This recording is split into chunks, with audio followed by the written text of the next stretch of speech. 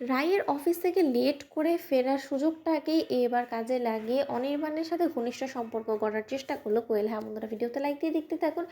রাই যখন অফিস থেকে ফিরতে লেট করে ঠিক সেই মুহূর্তে অনির্বাণের মা বলতে থাকে যে আর কতই বা আমরা লেট করে ডিনারের টেবিলে বসবো বলো তো, আমাদের বাড়িরও তো হাজার হোক একটা নিয়ম আছে, তোমার বউ তো বাড়ির সকল নিয়ম উচ্ছন্নে পাঠিয়ে দিয়েছে। অনির্বাণ বলতে থাকে যে মা, তোমাকে কে বলেছে বলো তো যে রাইয়ের জন্য অপেক্ষা করে বসে থাকতে?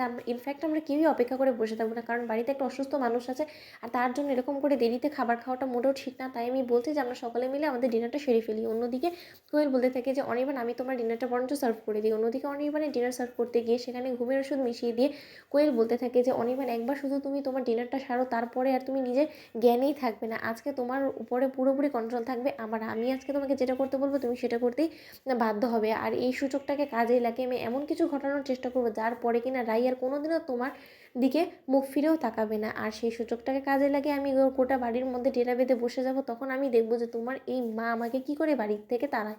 তখন এই কথা বলা মাত্র অনির্বাণের মা বলতে থাকে যে কোয়েল, তুমি ভুলে যাও না কিন্তু যে অনির্বাণের বউয়ের পরে কিন্তু ওর মাও আছে। তাই তুমি একটা বড় মহিলা হয়ে আমার ছেলের সকল দায়িত্ব কর্তব্য যদি এরকম করেই পালন করতে থাকো, তাহলে তো পাড়া প্রতিবেশী থেকে শুরু করে সকলে মিলে প্রশ্ন মুখে আমাদেরকে বিধ্বস্ত করে তুলবে যে কেনই বা আমরা তোমাকে ওর বউয়ের সকল কাজগুলো করতে বলছি। তখন এই কথা বলা মাত্র অনির্বাণ বলতে থাকে যে বউ যখন নিজে থেকে ওর দায়িত্ব কর্তব্যগুলো আমার প্রতি যা আছে সেগুলো পালন করতে সফল হচ্ছে না, তাহলে তো অবশ্যই অন্য কাউকে না কাউকে এই দায়িত্বগুলো নিতে হবে। মা, না হয় এই দায়িত্বগুলো কোয়েলই নিল। অন্যদিকে কোয়েল বলতে থাকে যে তোমাকে সব কিছু দিয়ে ভরিয়ে দেওয়ার দায়িত্ব এবার আমার অনির্বাণ।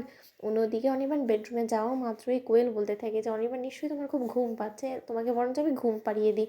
অন্যদিকে অনির্বাণকে ঘুম পাড়ানোর অবস্থায় কোয়েল বলতে থাকে যে আজ গোটা রাতটা আমি এখানেই কাটাবো, তারপরে যখন মাঝ রাতে তোমার বউ এ বাড়িতে ফিরবে, তখন যখন তোমার সাথে আমাকে এক বিছানায় দেখতে পাবে, তখন যে ওর মনের মধ্যে দিয়ে কত বড় একটা ধাক্কা লাগবে সেটা আমি খুব ভালো করে বুঝতে পারছি। কিন্তু কী করবো, I am really very sorry. তুমি যদি তোমার বরকে সব কিছু দিয়ে নিজের প্রতি আকৃষ্ট করে না রাখতে পারো, তাহলে অবশ্যই পুরুষ মানুষ তো অন্য মেয়ের প্রতি আকৃষ্ট হবে। আর সেই সুযোগটাকে অবশ্যই আমি কাজে লাগাবো। আমি যেখানে কিনা এখন অসহায় হয়ে বসে আছি, সেখানে আমি যদি এরকম কোনো সুযোগ পাই, অবশ্যই আমি সেই সুযোগটাকে লুফে নেওয়ার চেষ্টা করবো, আর সেটাই আমি করছি।